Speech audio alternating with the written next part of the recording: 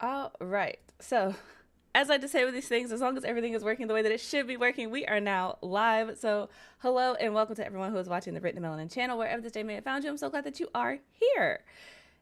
I'm here. I'm late, but I'm here. So, I hope you guys are doing well. It's Tuesday, and we're here. We're productive.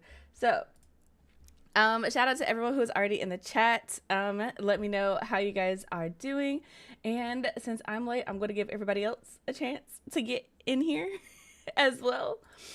But yeah, shout out to everyone who is already here. Ash is here. Timothy is here. T.A. Summers is here. Good morning. Ben is here. Good morning. Good morning. Darian Walker is here. Good morning. La is here. Hello, you guys. First of all, sorry I'm late. I have been just a little bit tired. Did a lot yesterday and then stayed up late trying to get writing done. And sometimes it be like that. Sometimes it be like that. And then I got up this morning. I was like, I'm gonna go. I'm gonna be on time. I'm gonna be fantastic. And then I was very close to it. I was close to being on time, just not quite there. Not quite there. But that is a-okay, because sometimes you win some, you lose some, and yeah, yeah. Um, that being said, we are going to today's going to be a good Melanin Chat, because I have been thinking about this topic for a good little minute, like a good little minute. So I think it'll be a fun conversation. But that being said, because I was late, I absolutely did not post this on literally anywhere. So I am going to try to multitask and actually tell people that the Melanin Chat is currently live, but y'all know how that goes. Um, See, already. I cannot talk and type at the same time. I feel like that is my biggest weakness as like an author and content creator. Like, I wish I could do more than one thing at a time. Okay. That being said, I am not going to keep you guys. We're going to go ahead and jump into this Melanin Spotlight for this week.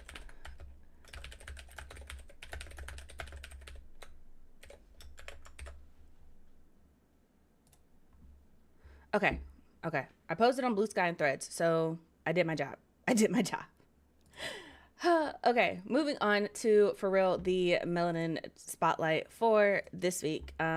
This one is actually a middle grade book. It is called Control Freaks by J.E. Thomas. And honestly, I just found this book, but it looks interesting. It is on the Melanin Library. It is one of the recently added books in our library, actually. And this one follows, why am I trying to summarize it like I'm not about to read the whole summary to you guys? The summary for the book reads: 1 week, 1 prize, 7 really weird challenges.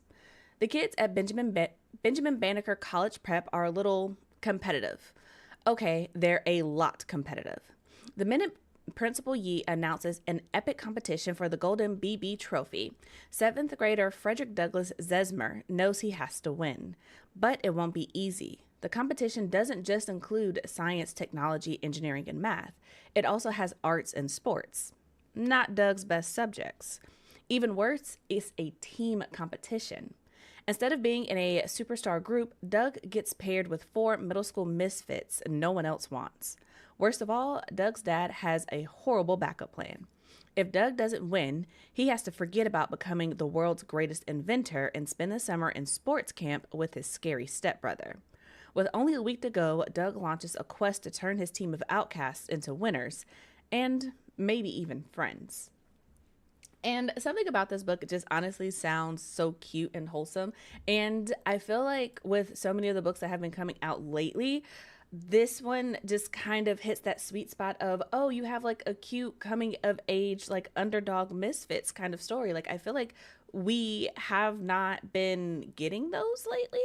And I don't know, to me, I'm like, that's kind of crazy. That's kind of weird. Like, where did these stories go? I feel like this is honestly, this sounds like the perfect middle grade read, especially with the summer coming up. It's just like, okay, we have this competition, we have some unlikely friends. And, as an indoorsy academic kid, I would have loved to read a book where it's just like the whole goal is to do so much homework that I do not have to go to summer camp. Like, that is the goal. So, and I'm really hoping that there's also like a subplot in there of him getting to know his new stepbrother. And so he becomes like less scary, right? Like, I'm hoping that the growth in here is like wholesome. So, if this sounds interesting to you, get into it. There is a link in the description box for you to pick it up. And it's also available on the Melanin Library. If you get it, go ahead and go to the site today. It is one of the recently added books at the top of the site. So, it'll be super easy to find. But that being said, let's get into this conversation. And I swear I always forget to change this color back. It doesn't matter. It doesn't matter how hard I try to remember what I'm supposed to be doing. The color always comes out wrong first. Okay. That being said, shout out to Hippie Chick, who's also in the chat. Hello, welcome. And the chat is showing. I just had it covered with the book, but we should be good now. We should be good. But that being said, you guys, let's get into this conversation for today. But slight plug to go ahead and remember to tap the like button because it does not hurt you. It only helps you. It helps me anyway. Helps me, helps you. Love that for us. But that being said, let's talk about intentional reading because I feel like this has been a conversation that has been going on for a while, right? And not just like recently within like 2025 or whatever, but like since the internet has become like the primary marketing source for so many authors, I feel like we have to have consistent conversations of what it means to hold authors accountable, if that makes sense. Because there was a comment made, and if you guys want to know exactly what I'm talking about, there is a link down in the description box under relevant links. It'll take you to an Instagram post made by Casey Kelly, I think is her name. And basically, it's not even about what she said, it's about the comment itself. And there has been obviously a lot of conversation going around in the bookish community surrounding like Legendborn and Bloodmarked and the Oathbound release and how much support it's getting or whatever. And I feel like somewhere in the midst of that conversation, it was also came up like, oh, who reads what for what reason? Because I think somewhere in there, and I could just be projecting this, but I feel like somewhere in that conversation, it probably came up that, people need to read intentionally to diversify their bookshelves on purpose. Like, it's not something that just happened. And part of that is like how traditional publishing chooses to market and yada, yada, yada. But I'm not here to talk about Oathbound. I'm here to talk about specifically how reading has to be intentional. And there's always been this pushback against this idea that you should do research on the authors that you are putting on your shelf. Like, we should be beyond an era where you're just blindly picking up books and being like, oh, I'm just going to read it. And I'm not saying that you shouldn't ever just have a spur of the moment decision, right? But there is this idea that if you are going to be a reader, if you really are going to be in this community, that there is a level of personal responsibility to be like, make sure you are putting coins in the pockets of people. I don't say who deserve it, but putting coins in the pockets of people who, there's no other way to put it, who deserve it. And also making sure that you are reading from more than one perspective, because as we all know, right, traditional publishing pushes a very particular point of view, and it is generally not one of color, right? It's usually very white and very, what's the phrase, cishet, whatever you want to call it. But the thing is, the issue with that comes with the fact that so many people want to overlook that, because it's just like, oh, well, if I like the book, I'm going to read it anyway. And it's the same issue that kind of comes up with that, that magical school that we don't talk about no more, that we're all like, that lady is a problem. Yeah, it's the same kind of energy behind that, where it's just like, you can't just be like, oh, because I like the stories, I'm going to dismiss everything that the author does and says and stands for. And I feel like this conversation bubbled up to the top, at least for me, on my timeline, because in Casey's post, someone commented, and I think it was from TikTok, and somebody commented and was like, I don't care if the author is a member of the KKK. If the book gives me feels, I'm going to read it. And it's just like, obviously, that's a problem. And I'm just kind of like, so when do we get to a point as a society where we no longer hold people accountable for their actions? Why is it okay to put money and coins and support behind an author who is actively against supporting the rights of like human rights of other people? Like, think about that for a second. And it's just this idea, this conversation that we have to keep having of like, oh, I like to read to escape, but it's just like reading is political. Who you choose to read is incredibly political. Who you have on your shelf is incredibly political, and you're never going to get away from that. So it's just kind of like this idea that you could just it could just be dismissed, especially when it's just like if you're not reading intentionally and you're just picking up whatever author is on the shelf. It's also like, by that same token, how do you not have any black authors, any Asian authors, any authors of color on your shelf if you're just picking them up because it sounds good? Because there is no discrepancy. I'm not going to say that. There's absolutely a discrepancy in the craft level of craft between books by black authors and authors of color and white authors. And I'm not going to tell you which way that skews, but there's absolutely a discrepancy in craft. So you're not just picking books up because they sound good. You're picking them up because of what they look like and who wrote them. And to pretend like that decision doesn't factor into any of these book buying decisions, I feel like it's crazy, but it's also so detrimental because I don't know, maybe it's because I am a black woman and I've spent the majority of my life being like, oh, I've had to read outside of my lived experience. Like, there's no other choice. There's no other choice. If I was going to read a book, 9 times out of 10, it wasn't going to be a black girl at the center of the story, not when I was growing up, right? And so it's just kind of like that skill is there and it brings so much understanding and compassion and empathy when you can look at something and be like, it's not about me, right? And I feel like that also lends to the story or the conversation that floats around where readers have to center themselves so heavily in the book that they are completely overlooking important details that are in the book. And the conversation of like, oh, I just pretend this character looks like this or this character is whoever I want them to be, and it is completely disregarding the information that the author themselves provides within the book, which to me is absolutely crazy. It's bonkers. But there's this idea of not being able to remove yourself from the center of a story that I think is honestly really harmful, because that bleeds over into so many other things outside of just the books that you choose to read. And the fact that I feel like so many of these things are just being overlooked and dismissed and being like, oh, it's just reading. But no, it's like this informs so many other decisions, right? So it was just, I don't know. I think it's just an insane kind of moment to be in, especially to be in America in 2020, to be in America in 2025 and be like, I don't care if this person is what is it? What is it when you call oh wait, no, I know the word, but I don't think I can say that on YouTube. A bad person. I don't care. I'm gonna just leave it at that. I don't care if this if this person is a horrible bad person.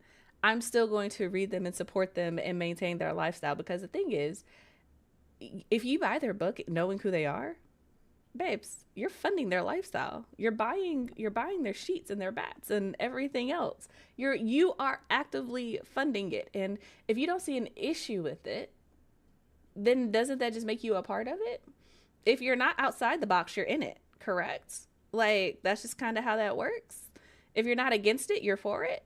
I mean, some things have to have a hard line drawn in the sand. You can't straddle the fence on everything. And you can't be like, oh, this doesn't involve me. It does. It does. If you're not outwardly denying it, if you're not outright disowning it and disclaiming it, I'm trying to find the right word, but I can't find it. But then aren't you just saying that you support it, you encourage it? It doesn't bother you at the very least? I don't know. Neutrality is just as bad as participation in so many instances. So to get on the internet and say that with your whole chest under a black woman's post at that, it's just kind of like, wow, wow. And then people want to be like, racism doesn't exist in 2025. It absolutely does. It absolutely does. It looks a little different. It looks a little different. Y'all be saying things behind computer screens instead of to people's faces, which is wild. But yeah. Let's see. Hippie Chick said a factor could be readers tying their whole identities into the books they read. Books have become extensions of the reader, which is insane because I guess, at least to me, right? Reading has always been about expanding your worldview, not centering your worldview, if that makes sense. It's been about like, okay, that is the purpose of reading, especially when you talk about reading fantasy and thrillers and horrors and things in the fiction realm. Like, it's meant to take you somewhere that isn't about you. It's supposed to show you something. It's supposed to teach you something. It's supposed to offer you something that you couldn't get on your own. Like, that is what fiction is for. So to attach your whole identity to it, I don't know, that's just kind of wild to me. Like, the whole purpose is to step into somebody else's life, right? So the idea that it has to be about you, the idea that it has to be, I don't know, like your identity is just, I don't know, it's crazy. Oh, also slight plug. If you like this mug, the Black Like My Books, it is available for sale on the Melanin Library, and there's a link down there in the description box if you want to get into it. I'm trying to stay hydrated today. I'm trying to stay hydrated. But yeah, also Andy is here. Hello, welcome, love. And it is more than just reading. It is so much more than just reading. And many readers don't care about the author's problematic views, personhood, in real life, so long as they get the escapist comfort and personal enjoyment that their books provide. And I think that's the thing, because as an author, I can honestly say there is only so much of yourself that you can divorce from your writing. And if you are a problematic person in real life, there are problematic things in your writing you just can't get rid of it. You can't not be who you are just because you are creating art. Your art is an extension of who you are. So what you're saying when readers say this, and I don't know if they realize this, is you're saying that you enjoy the problematic things. Like, the problematic things are things that don't bother you, and they are called problematic for a reason. They're issues, they're problems. And it's just like, I don't know, I feel like so many times, especially as things go on, there's always this conversation. It's like, oh, what are we doing? How can this be different? Yada, yada, yada, yada, yada. And it's just like, why is this author doing this and doing that? And it's just like, you platformed them. You bought their books. You gave them the money. You shouted about it. You bought like 8 copies with the special editions and the sprayed edges and the paperback and the audiobook. And then you bought one for your friend and your mom. You platformed this author knowing that it was problematic, but you didn't speak up about it because we live in a time and an era where everything is about engagement, everything is about clout chasing, and it's less about critical thinking. It's less about an original voice and an original opinion. And everybody wants to be the same. And I know this sounds crazy, but I feel like social media has like devolved into like this extension of high school where everybody wants to be the same, but also different enough to like catch attention, but not so different that they actually have independent and unique thoughts and opinions. And as someone who hated high school, I actually absolutely like abhor that kind of thinking, because what do you mean? You're just reposting and saying the same things, and you're creating an echo chamber of all the same thoughts, and none of you are thinking to challenge it. That's wild. That's insane.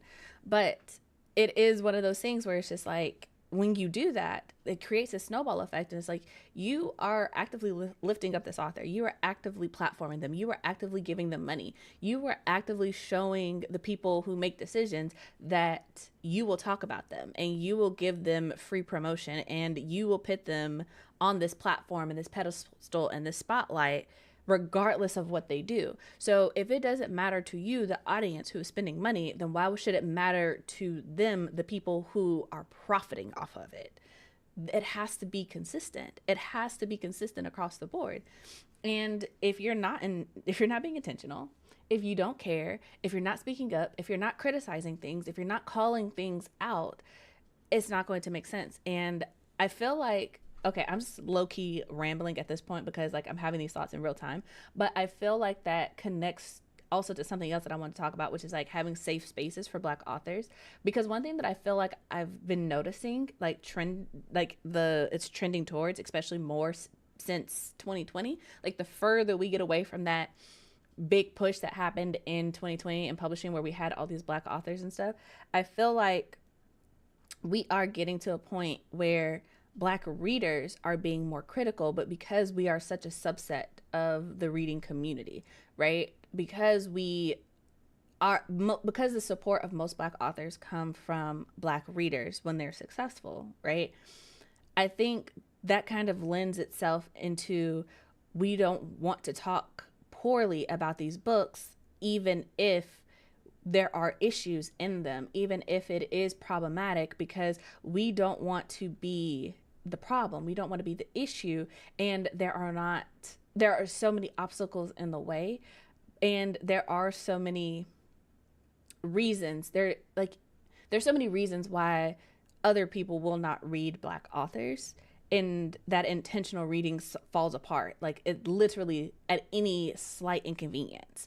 And so I guess part of me is just like, I think these two things go hand in hand, because it's like, if I'm going to use these terms collectively, right? Just because this is what I see as a Black author and in the Black bookish community, right? But it's just kind of like, if white authors are not actively critiquing, if white readers are not actively critiquing white authors and holding them accountable, then it's really hard for Black readers to critique Black authors and hold them accountable, because it's harder to get into the industry. It's harder to be successful. It's harder to do all of the things and to get even on the same playing field, let alone be measured by the same metrics. And so I wonder if those two things go hand in hand. It's just a thought. But it's another reason why I definitely think that as Black readers, we definitely need safe spaces to talk about books, where it's just like, we can be honest and talk about them in more than just a I don't want to mess up your bag kind of way, but actually have conversations with each other about what worked and what didn't, and be real about it. I don't know. I feel like social media is, in so many ways, has morphed into like this big, I don't know, best foot forward type thing. It's kind of why I've always hated Instagram, but I feel like so much of social media has morphed into that, where it's just like, you have to say the right thing at the right time, But let's see here. Looking at the comments, a lot of folks just don't have morals that actually withstand discomfort and having to go without, so they just accept any and everything that doesn't offend them personally. Yeah, and I think I have a lot of opinions, but I really do think that we have to move, if we're going to move forward, like as a bookish community, as a society, we have to definitely migrate out of this idea of this individualistic thinking. Like, it has to be more than just about us and how our world is centered, Let's see here. If we can't see rate the musician from their music, then we can't divorce the author from their writing. No, that part. Like, I don't know, this idea that the creator and the creation are two completely separate things is kind of wild to me. Like, the creation is not a reflection of the creator. That is just completely, like, it doesn't make any sense. Like, how do we get here? How do we get to that thinking that somebody can create something that's not a part of them? How can something come from you that is not a part of you? That doesn't make any sense. That doesn't make any sense. That's like saying, oh yeah, that's your mom, and like she birthed you, but you share no DNA. You share no blood. Like, you are not a part of her. Like, that doesn't make any sense. That's literally not how any of this works. Literally not how any of this works. Let's see here. Facts. SM is an imperfect device, but it also depends on how the user decides to use it. Many just do for engagement farming and clout chasing, as you put it. Yeah, and social media is, I feel like, okay, y'all want to hear my conspiracy theory? This is my conspiracy theory. I feel like Twitter was intentionally blown up because it was showing people that when the voices of the people, the masses, come together, they can really affect change in a way that is meaningful. And so many of the things that did affect change, in the post 2020 era, did happen on Twitter and were organized by Twitter, and information was shared via Twitter. And so when it was used as a tool to connect and to share voices and to uplift and to point out how there were injustices and standing up to them collectively, I felt like once it got to be like an issue, like a real issue, it was just like phew, gone. And as we have seen, right, we have, as a collectively, as a people, as a society, as a voice, have not been able to recollect that momentum, that energy, and do that again. There is no platform that was what Twitter was when it was still Twitter, because one of the things, even in like the minor things, like if you had an issue with a company and they were really like doing something dangerous or wrong, you could go to Twitter and be like, hey, what's going on? And if you got enough traction, they would have to do something about it. They would have to say something about it. And it wasn't like email us and we'll handle it behind closed doors. It was like a public thing, and having that type of public accountability was meaningful. And now I just feel like we don't have that, because like you could do that on Blue Sky, but like every company's not on Blue Sky. Then like on Threads, but the way the algorithm is set up, it's unlikely to go anywhere, do anything. And Instagram is a completely different beast altogether. So it's just like it doesn't exist anymore. And I don't know. I'm interested to see where we're going to end up when we have so many. Oh, there's no nice way to say this. There's no nice way to say this. I'm interested to see where we end up when the thinkers of our society, the readers, who are supposed to be, the thinkers and at the forethought or the forefront of thought, right, are devolving into, it's about me and what I think and what I want, and I don't care about anyone else, and I am not actively thinking while I'm reading because that does not make me happy. And so we're ending up in a place where it's just like, we are really not headed to a good place. At least it does not seem that way. It does not seem that way.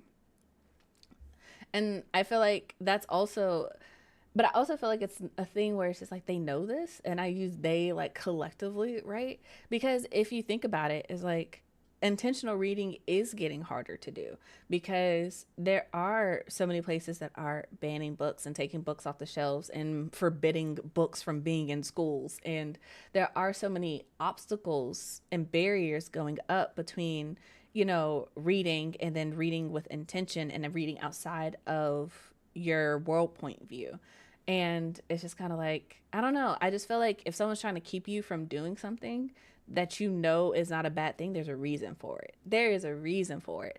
But I don't know. I feel like that's something that you have to be paying attention to. And a lot of people don't want to think about the bigger scheme of what these things mean when taken collectively. Or I could just be paranoid. I mean, that's always a possibility too, but I don't, in this case, I don't think I am. Let's see here. There's so many extreme ideas about reviewing Black books.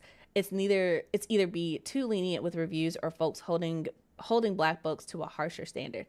And I think that's the issue, because I know that for me, right, I have always struggled with this idea of, do I post my reviews publicly or do I leave them for like my community, right? And my back and forth has always been, if you guys know me, I'm a harsh critic. Like I hold everybody to an impossible standard. I ain't even gonna hold you.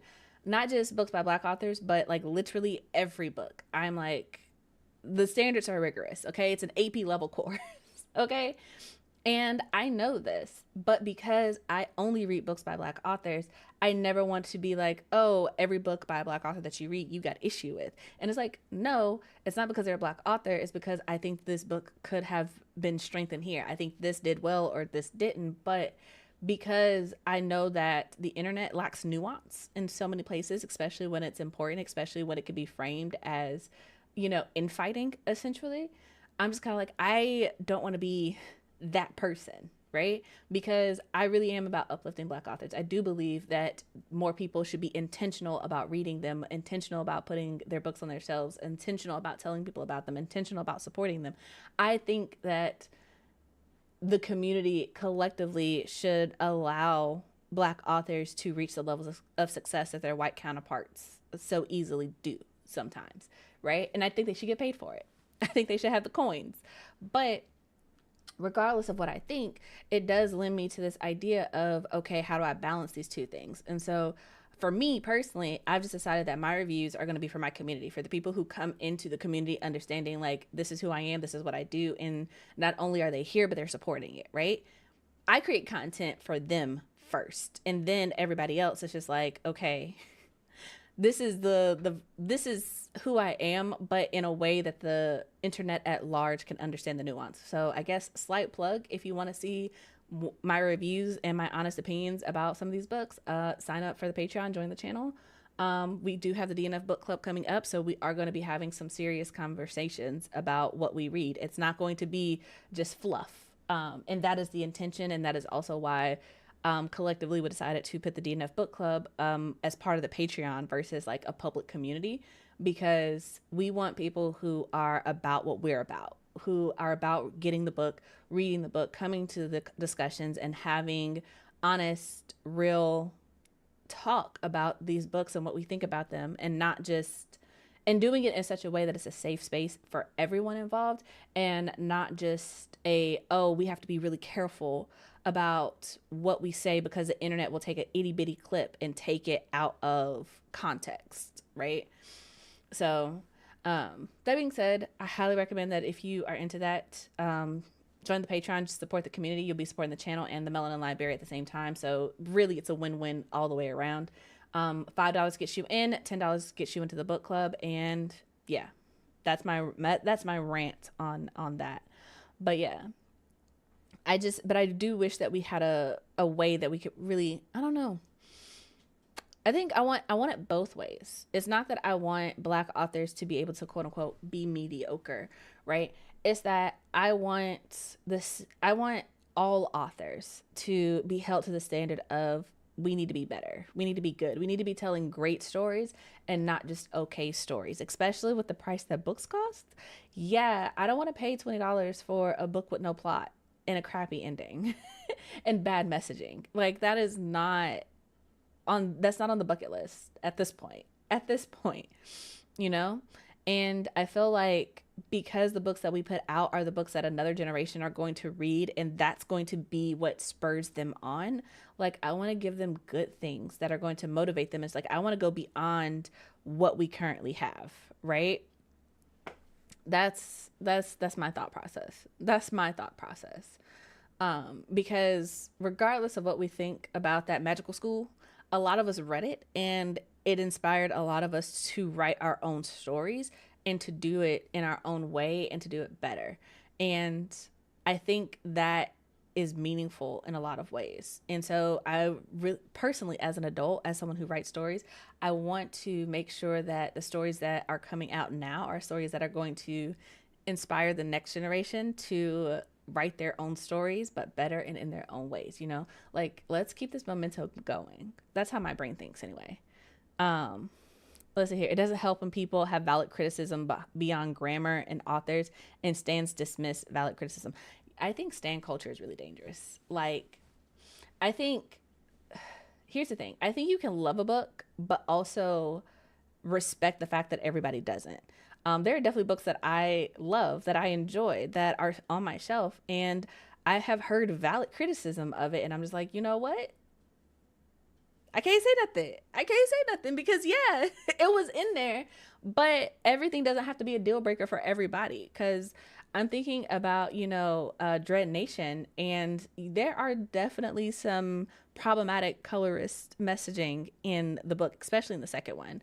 However, I still really enjoyed both of those books, and I still have them on my shelf, and I still think about them from time to time.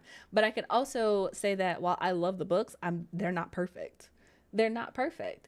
And when I think about them, or even think about recommending them to someone else, it's just like, there is this reality of there are elements to it that I have to take into consideration. I can't just overlook it and dismiss it because I enjoyed the book the first time.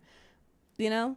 I don't know. I feel like there's this idea that you can't grow after you have read the book. Like, it's fine. It's fine if you enjoyed it. Like, that magical school, we all enjoyed it while it was out. But that's fine. That's fine. But once we knew better, we did better. That's what it is. We grow. We can grow after the book. It's fine. It's fine. But yeah, I do think even for stories that are challenging to read or darker, there's still the author in that narrative. What you choose to include in the story still has you in that as a writer. Absolutely. Absolutely. Because the thing is, as an author, you're not going to write if you're writing a horror, right? You're still going to include the things that terrify you. You're going to include themes and include parts of yourself that you're not going to be able to divorce from yourself. Because like me, if I ever write a horror, you best believe that there are going to be spiders up in there because I can't stand them. They terrify the heck out of me. The worst thing that I can think of is like, I hate to keep bringing this up, but like it was honestly, y'all remember book 2? Or when they was like, follow the trail of spiders, and the best friend was straight up like, what do you mean? What do you mean? And then they went to that forest and it was just nothing but spiders everywhere, and then they were trying to chase them. And yeah, no, the way I would not have been friends with that protagonist ever again. We not friends no more. We not homies. I hate you. Throw me in the dungeons. I am best friend with your enemy now. Because how dare you bring me to a forest full of spiders that then tried to eat me? We not cool no more. We're not cool. But I digress. The way we would have been ops for the rest of his life. No. Arch nemesis. It's like, you wouldn't have had to guess who sold you out because it was me. But I digress. The point is, who you are shows up in the story. And you can't get away from that. I hold the same belief that these platforms have been taken over. These platforms were good for a public call out and local information. It's similar how everything has its own streaming. Yeah, it's very decentralized. And that is not good for us, the people. Intentionality is just as much a part of reading as writing. It is. And there's already word around the campfire that libraries are now on the chopping block of the current administration. Yeah. So there's this news under the desk on TikTok that I watch. They have like really good debriefings in like 5 minutes or less. And, they're talking about, what's going on. And one of the things that is happening is like of course, an executive order to basically defund libraries. And it's not just like the Department of Education, but it's like the literal federal spending on public funding for libraries is on the chopping block. They're trying to get rid of it. So it's just kind of like libraries are not going to exist. And the thing is, if you really pay attention, is they're really trying to make access to information and education and leisure in any sense a luxury. Like being able to eat, a luxury. Being able to have a home, a luxury. Being able to know how to read, a luxury. Being able to go to school, a luxury. And it's really, all these things are really creating a hierarchy where it's just like you're not going to have any choice but to like struggle for the rest of your entire life. And there is going to be no pull yourself up by your bootstraps mentality. You're not even going to have bootstraps to pull yourself up by. That's what they're trying to do. And it's very divisive in ways that are concerning because, I mean, it's literally libraries. I don't know. It's one of those things where as a Black woman, I'm like, this is not my fight. Like, I did what I could. I do what I can for my community. I literally give as much as I possibly can to my community to help and to support in the ways that I can and am able to help and to support. But also, it's just like, this is what it is. This is, there's a song going around and it's by, A Gift from Todd. And he was like, it's like, We're in the middle of a hostile government takeover. And it's a song. It's on Spotify. It's on YouTube. It's on all the streaming. And it was first on TikTok and then it was on Instagram. And it's just like, yeah, honestly, that's where we're at right now. We're in the middle of a hostile government takeover. And, you know, there's a part where he's like, if you ask who we have to stop this, it's like we had someone, but y'all didn't want that lady in office. And it's just like, that's where we're at. That's where we're at. This was a decision. This was a choice. We got here by choice. So there's only so much that we can do. And it's just like, I don't know, maybe it's just me and my mentality, because I'm like, we can't even be shocked. They're not even doing things that we didn't know that they were going to do. They literally wrote a manuscript. They wrote a manifesto and said, this is what I'm going to do. And now they're doing it. Like, it's not funny, but it's also like, I mean, it's crazy to watch in real time, but also it's just like, they said they were going to do it. They literally told us the play before the whistle, and then like we still let them win. I don't yeah. I mean, it is what it is. It is what it is, you know? So too many people sitting in stands and not enough people playing defense. I don't even know if that makes sense, but yeah, that's where we're at. And now we want to cry about it. Now we want to cry about it. And it's just like, should have done something while you were in the game, bruh. Should have done something while you were in the game. But yeah. Let's see here. I wanted to be a librarian at one point, but them qualifications are hot. Yeah, honestly. I feel like everybody who writes books at one point was like, oh, I want to be a librarian. And then they were like, oh, go to grad school. And we're like, whoa, no, that's not happening. That's not happening. But yeah, some of these folks want people to be in a cult. Stans are cult members. I'm the same way about a couple books, but I recognize valid critiques. Yeah, it's dangerous. It's dangerous thought process. I don't know what that is. I haven't seen 8-Legged Freaks. I don't know what that is. I don't want to know what that is. I'm not going to imagine what that is. I don't want to know what that is. If you put it in the chat, I will delete it and block you. No, absolutely not. Absolutely not. Let's see here. They're trying to make everything behind a paywall. Racist nerds and businessmen targeting intellectualism. Having knowledge during this time is a blessing and a curse when you see the signs. Yeah, it really is. And the thing is,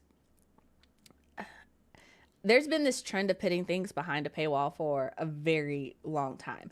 And I think there are valid reasons to put things behind a paywall, but I also feel like one of my personal things for deciding if I'm going to support something. Sorry, talking about the 8-legged things got me paranoid, and I was just like, what is that? Oh my, is that a... Hey, Ben, if you're watching this, come in here, because I think there's something on the ceiling and it's freaking me out. Anyway, sorry.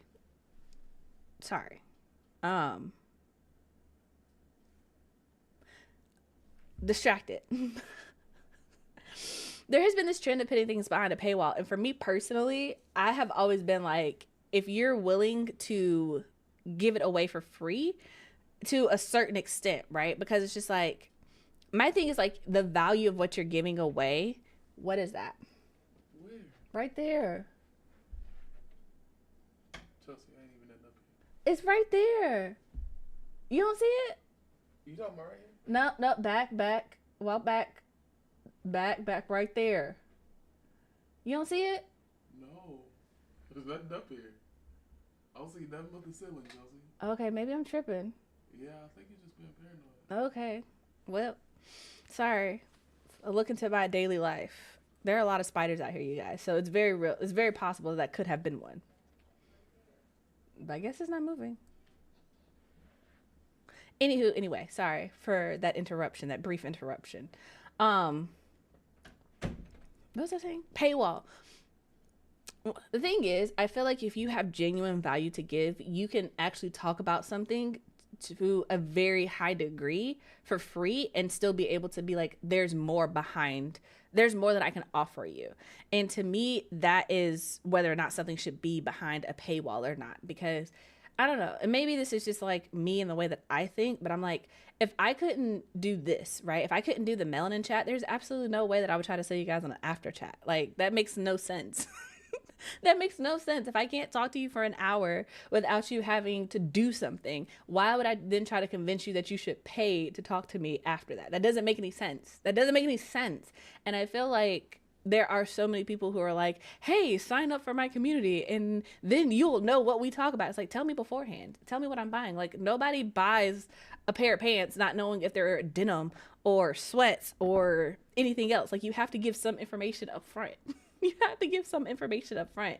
But I feel like there are a lot of things that are like, oh, I don't even know how to word it, but kind of like you said, uh, people who are targeting intellectualism. And I don't know, at least for me, I know that everything that I put behind a paywall is because I want it to be, I want the content to be interacted with in a space, where everyone who interacts with it can do so without feeling judged or like it's going to, I don't know, be problematic in some way. You know? It's just, I don't know.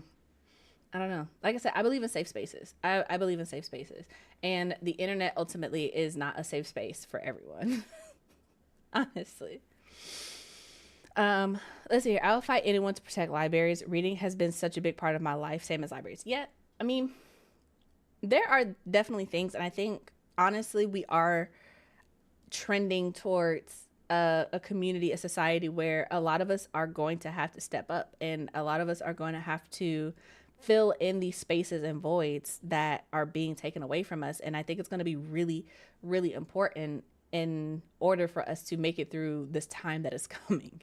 I think the era where it's like, oh, somebody else will handle it, somebody else will do it. I feel like that era is behind us, and it's just kind of like, what are we going to do? Because it has to be. It's not just the library; it's our community. It's our books. It's our stories, and it's our choice on, okay. And again, there's no other way to word this, but it's just like the 92%. It's just like, okay, we did everything we could. We did everything that we could, and it wasn't enough. So it's just like, okay, now how are we going to be taking care of us? You know, like, if the libraries are going away, how are we going to continue to support these stories? How are we going to support the next generation of readers to make sure they have books, that they have resources? Because obviously we can't fully depend on someone else to do the right thing. Like, this idea of, oh, they would never, they would, they have, they are. So what now? Where do we pivot? And maybe it's just my thinking of like, okay, where do we go from here? But like, truly, like, where do we go from here? It's like, we got the shock. We got the shock value. We got the jump scare. Okay, now what? Okay, now what? You know? I feel like that goes kind of what I was saying earlier in the chat. And if you guys don't know what the chat is, it's the after chat. It's a Discord server that I run. So if you join the channel, you get access to it. Even when the Melanin Chat isn't live, right?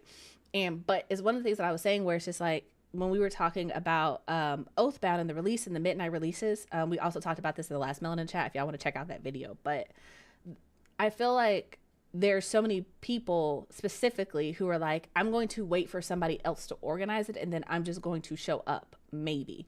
And I feel like we have to get to an era where it's just like, no, I'm going to do it. I'm going to take the reins. I'm going to do this. And my mind is all over the place, but follow me. I feel like a really good example of this is like Hillman Talk, and how it kind of blew up. And it was just like, okay, I'm going to do this. I'm going to contribute to this. I'm not just going to show up for it. I'm going to add to it, to the point where there was a, I think it was called like a freshman orientation party or something like that.